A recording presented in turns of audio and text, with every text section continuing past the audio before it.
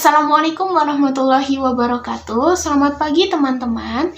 Hari ini saya Sultanika Melisa Gia Jaisara, NIM 230402000013, PGMI 4A, ingin membagikan video praktik mengajar atau micro teaching tentang belajar surah Al-Insyirah kelas 6 sekolah dasar. Assalamualaikum warahmatullahi wabarakatuh. Selamat pagi anak-anak. Hari ini kita akan belajar tentang surat Al-Insyirah beserta kandungannya.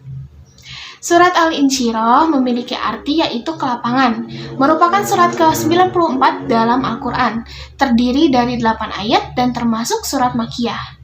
Anak-anak, ada yang tahu nggak kenapa surat Al-Insyirah diturunkan oleh Allah Subhanahu wa Ta'ala?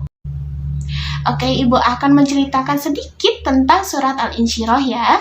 Menurut Ibnu Abbas radhiyallahu anhu, surat Al-Insyirah berkaitan dengan dakwah Rasulullah di Mekah. Saat itu kaum kafir Quraisy menghalangi jalur dakwah Nabi Muhammad. Mereka bahkan mengajak pengikut Nabi sebagai kaum yang miskin. Nah, Allah Subhanahu wa Ta'ala menurunkan surat Al-Insyirah ini sebagai bentuk dukungan kepada Rasulullah agar terus bersemangat dan senantiasa menguatkan hatinya dalam berdakwah. Untuk memantapkan hafalan surat-surat pendek kita, yuk kita baca surat Al-Insyirah bersama-sama ya. Bismillahirrahmanirrahim. Alam nasroh laka sadrak wa wada'na anka wisrak allazi anqadha zahrak wa rafa'na laka dhikrak fa inna ma'al usri yusra fa iza faragta fansab wa illa rabbika farghab. Yuk, mari kita terjemahkan 8 ayat Al-Insyirah yang baru saja kita baca tadi ya. Bismillahirrahmanirrahim, yang artinya dengan menyebut nama Allah yang Maha Pengasih lagi Maha Penyayang. Ayat 1, Alam nasrah laka sadrak, yang artinya bukankah kami telah melapangkan dadamu Muhammad?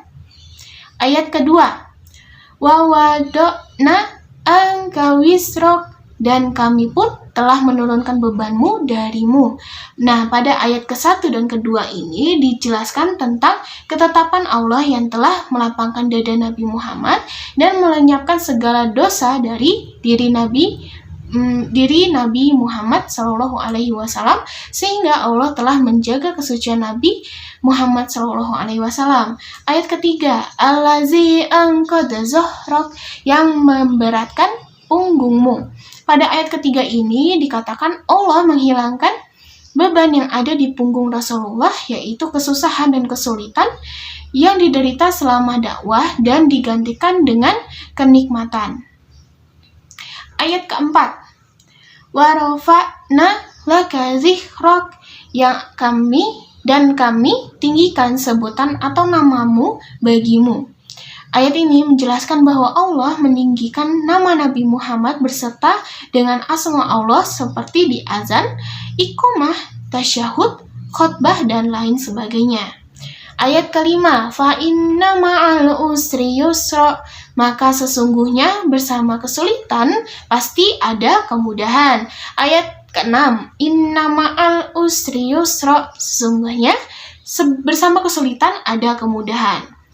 Pada ayat kelima dan keenam ini, Allah menjelaskan bahwa setelah kesulitan itu pasti ada kemudahan. Dengan begitu, kita tahu bahwa suatu kenikmatan dapat dicapai tentunya melalui suatu perjuangan.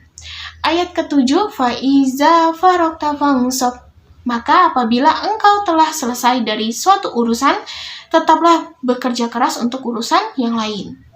Pada ayat 7 ini berisi anjuran dari Allah Subhanahu wa Ta'ala untuk berdoa dengan sungguh-sungguh sehabis sholat dan hanya mengharapkan ridho dari Allah Subhanahu wa Ta'ala. Dan yang terakhir, ayat ke-8, wa illa rabbika farghab, dan hanya kepada Tuhanmu lah engkau berharap. Pada ayat ke-8 ini dianjurkan kepada hamba Allah maksudnya, ketika berdoa agar selalu merendahkan diri dan dengan suara yang lembut. Nah, sekarang kita sudah bisa memahami tentang isi dan kandungan dari surat Al-Insyirah. Anak-anak, jika kalian ingin menghafal surat Al-Insyirah ini, bisa membaca surat ini secara berulang-ulang sampai hafal. Baik, kita akhiri dahulu pembelajaran hari ini. Semoga materi yang Ibu ajarkan dapat dipahami dengan baik, dan mohon maaf jika ada salah-salah kata. Juga terima kasih telah mengikuti pembelajaran pada hari ini. Wabillahi taufiq wal hidayah. Wassalamualaikum warahmatullahi wabarakatuh.